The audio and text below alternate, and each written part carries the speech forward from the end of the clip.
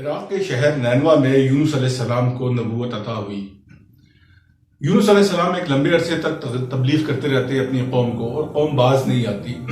یہ صورتحال دیکھ کر یونس علیہ السلام جو ہے وہ اپنی قوم کو چھوڑ کر چلے جاتے ہیں، اور جب جاتے ہیں تو جس کشتی میں سوار ہوتے ہیں اس کشتی میں، یعنی جس دریا میں ہوتے ہیں، طغیانی آ جاتی ہے، قرعہ ڈالا جاتا ہے۔ یونس علیہ السلام کے نام پہ قرعہ نکلتا ہے، 1 دفعہ، 2 دفعہ، 3 دفعہ۔ کشتی والے سب حیران ہوتے ہیں کہ یہ اتنی نورانی صورت جو یہ حضرت ہیں، انہی کے نام کیوں نکل رہا ہے قرعہ۔ خیر، جیسے ہی ان کا ایک وہ ریچول تھا کہ ان کی وجہ سے اگر جو شخص گناہ گار ہوگا ہماری کشتی میں بیٹھا ہوگا، اس کو ہم پاک کشتی سے باہر نکل دیں گے تو یہ ہمارا یہ جو کشتی ہے باقی مسافر محفوظ رہیں گے۔ متعدد بار قرعہ ڈالنے کے بعد یونس علیہ السلام کا نام نکلنے کے بعد یونس علیہ السلام کو پانی میں پھینک دیا جاتا ہے۔ اب یونس علیہ السلام کی آزمائش کا دور شروع ہوتا ہے۔ یہاں پہلے پانی میں پھینکا تو سمندر کا، پانی کا اپنا خوف، اور جس جگہ ویسے بائی دا وے میں یہاں پہ ایک چیز چھوٹی سی عرض کرتا چلوں، شط العرب کے مقام پر آپ کو پانی میں ڈالا گیا تھا، جہاں پہ دریائے دجلہ اور دریائے فرات آپس میں سنگم ہوتا ہے، ان کا آپس میں وہ ایک چھوٹا سا سمندر بن جاتا ہے، کافی بڑی جگہ ہے وہ، تو وہاں پہ آپ کو ڈالا گیا تھا۔ اچھا جی، پھر یہی شط العرب کا جو سمندر ہے آگے گلف سی میں آگے آ کے مل جاتا ہے۔ اب اس پانی میں ڈالنے کے بعد ایک مچھلی آتی ہے، ویل مچھلی تھی یا کوئی بڑی مچھلی تھی، واللہ عالم بالصواب، وہ آپ کو نگل لیتی ہے۔ اب یونس علیہ السلام کا آپ دیکھیے کہ نبی ہیں، اور وہ اپنا کتھارسس شروع کرتے ہیں کہ یہ ہوا کیا، ناشکری نہیں کرتے، شکر گزار بندے ہیں آپ، اور جب اپنا کتھارسس کرتے ہیں تو ان کو سمجھ میں آ جاتا ہے کہ میرے سے ہی کوئی بھول ہوئی ہے، کیونکہ نبی معصوم ہوتا ہے، نبی سے گناہ نہیں ہوتا کسی بھی۔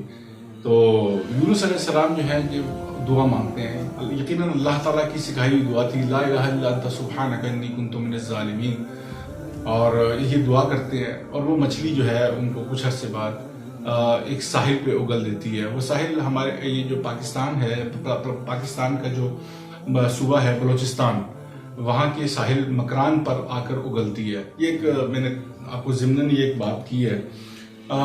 یہ جو اب نکلتے ہیں تو لاغر ہوئے ہوتے ہیں بالکل، کیونکہ مچھلی کوئی چبایا نہیں تھا، مچھلی نے آپ کو زندہ نگل لیا تھا، تو اللہ کے حکم سے اس میں زندہ رہے پیٹ میں۔ جب نگلا تو آپ کمزور تھے، وہیں پہ اللہ تعالیٰ نے لوکی کا ایک درخت اگا دیا اور وہی کھاتے تھے، اور وہیں پہ پانی کا انتظام بھی اللہ تعالیٰ نے کر دیا، تو اس سے آپ روبہ صحت ہونے لگے۔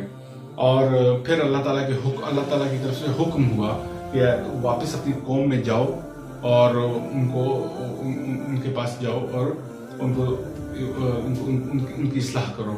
اور دوسری طرف قوم کو بھی سمجھ آ جاتا ہے یہ چیز دیکھ کر کہ یونس جو تھے وہ اللہ کے سچے نبی تھے، یقیناً عذاب کی جو نشانیاں تھیں وہ آنا شروع ان کی قوم پر بھی ہو چکی تھیں، لہٰذا وہ بھی تائب ہو جاتے ہیں۔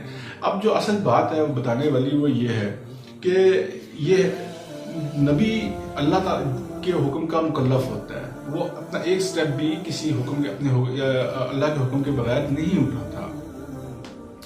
نبی کریم صلی اللہ علیہ وسلم کو جب حکم ہوا ہجرت کا، تو آپ صلی اللہ علیہ وسلم نے پہلے قوم کو، مسلمانوں کو کہا کہ تم ہجرت کرو مدینہ کی طرف، اور پھر آپ وہیں رکے رہے، کیونکہ اللہ کا حکم آپ کے پاس نہیں آیا تھا کہ آپ بھی جائیں، ایبسلوٹ حکم جسے کہتے ہیں وہ نہیں تھا۔ تو آپ نے حضرت ابوبکر صدیق کو 2 اونٹنیاں تیار کرنے کا حکم دے رکھا تھا کہ جب تک اللہ کا حکم نہیں آئے گا I cannot move from here۔ تو خیر کچھ عرصے بعد اللہ تعالیٰ کا حکم آیا اور آپ صلی اللہ علیہ وسلم وہاں سے موو کر گئے۔ یونس علیہ السلام کے واقعے میں ہمیں جو سبق ملتا ہے، کسی اور نبی پہ یہ جو آزمائش کا، یہ اس طرح کا جو سزا کا اور آزمائش کا جو ہے وہ اس طرح سے ہمیں دکھائی نہیں دیتا جو یونس علیہ السلام کے واقعے میں دکھائی دیتا ہے۔ بڑا سبق آموز واقعہ ہے۔ اس میں سب سے بڑی جو چیز ہے وہ ہم عام انسانوں کے لیے وہ یہ ہے کہ جب بھی ہم پر کوئی ابتلا یا پریشانی آئے تو جس کا ہم نے درد کھٹکھٹانا ہے اپنی پریشانی کو رفع کرنے کے لیے، وہ اللہ کا در ہے، کسی بندے کا ڈر نہیں ہے۔ اب اگر ہم اپنے گھر والوں میں جھانکیں ہیں تو ہم یہ دیکھتے ہیں کہ جب ہم پہ اللہ نہ کرے کوئی پرابلم آتا ہے ہمیں، تو ہم اس کام کو سالو کرنے کے لیے کسی بندے کو دیکھنا شروع کر دیتے ہیں کہ یار یہ ہمارا کام جو ہے فلانا بندہ کر سکتا ہے. ایسا کچھ بھی نہیں ہے. کوئی بندہ نہیں دنیا میں ایسا کہ آپ کا کوئی کام کر سکے. کرنے والی ذات سوائے اللہ کے اور کوئی نہیں ہے، نہ ہی ہو سکتی ہے. دنیا دارالاسباب ضرور ہے، اسباب پہ یقین رکھنا چاہیے. اگر آپ خدا نخواستہ بیمار ہوتے ہیں تو دوا آپ کو لینی ہے، دوا کھانی ہے، لیکن دوا آپ کو صحت دے گی ایسا نہیں ہے.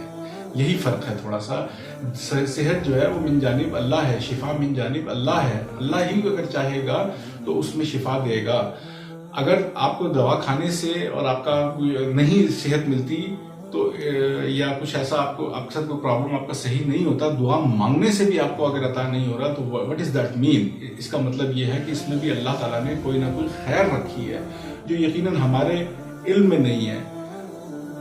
دنیا کا کوئی وظیفہ کوئی کچھ آپ کو جو میں وظائف کی خدا نخواستہ کوئی خلاف بات نہیں کر رہا، جو قرآن سنت سے ثابت وظائف ہیں یقیناً کرنے چاہیے. لیکن میں جو یونس علیہ السلام کے واقعے سے ریلیٹ کر رہا ہوں یہ بات وہ یہ ہے کہ کرکس کیا ہے یونس علیہ السلام کے واقعے کا؟ مانگنا، دعا کے ذریعے مانگنا، اللہ سے مانگنا. اللہ تعالیٰ سے مانگنا جو ہے وہ، کیونکہ اللہ تو بے نیاز ہے، اس کو ہماری ضرورت نہیں ہے، ہمیں اس کی ضرورت ہے. ہمیں جب بھی کوئی پرابلم آئے تو ہمیں اللہ ہی سے مانگنا ہے. اور اللہ تعالیٰ نے اپنے جو طریقے بتائے ہوئے ہیں مانگنے کے، ہمیں اسی کے مطابق ہی ہمیں اس سے مانگنا چاہیے. اور حضرت عمر رضی اللہ تعالیٰ عنہ جو ہیں وہ کہتے تھے کہ مجھے یہ ڈر نہیں لگتا کہ مطلب میری دعا قبول ہوگی یا نہیں ہوگی. میں مفہوم بیان کر رہا ہوں آپ کے قول کا، بلکہ اس بات کا مجھے ڈر لگتا ہے کہ اللہ کہیں میرے سے دعا مانگنے کی توفیق ہی نہ لے لے. تو ہمیں اللہ سے توفیق مانگنی چاہیے، اللہ تعالیٰ سے خیر مانگنی چاہیے کہ اللہ میاں ہمیں ہاتھ اٹھانے کی توفیق دے دے، ہمیں اللہ تعالیٰ ہمیں مانگنے کی توفیق دے دے. مانگنا ہمارا کام، ہمیں ہر وقت مانگنا ہے، یہی ہمارا کام ہے. اور وہ ہمارا خالق ہے، دینا نہ دینا یہ اس کا کام ہے. اور ایسا ویسے ہو ہی نہیں سکتا کہ اگر اس سے کچھ مانگا جائے اور وہ کچھ دینا، ایسا ہو نہیں سکتا، ایسا ممکن ہی نہیں ہے. اس کی شان کے ہی خلاف ہے. لیکن وہ کب دے گا وہی بہتر جانتا ہے. ہمارا کام صرف مانگنا ہے. تو اللہ تعالیٰ ہمیں جو ہے وہ موسیٰ اپنے نبی انبیاء علیہ السلام کی سنت پہ چلنے کی توفیق دے. ہم جو ہیں وہ کسی کھاتے میں نہیں آتے، اور ہمیں جو ہے جو یونس علیہ السلام کے واقعے سے ہمیں سبق حاصل کرنا چاہیے. اللہ ہمیں آزمائشوں سے بچائے. آزمائشیں تو بڑے لوگوں کی یہ ہوتی ہیں، ہم تو بہت کمزور ہیں. ہم ان آزمائشوں میں کبھی پورے ہی نہیں اتر سکتے. ہم بہت کمزور ہیں، بہت کمزور ہیں. اللہ تعالیٰ ہمیں خیر میں رکھے. یہ چھوٹی سی مختصر سی ویڈیو تھی. اگر پسند آئے تو لائک شیئر اور سبسکرائب کیجیے گا. ملتے ہیں اگلی ویڈیو میں، تب تک کے لیے دیجیے اجازت. السلام علیکم ورحمۃ اللہ وبرکاتہ.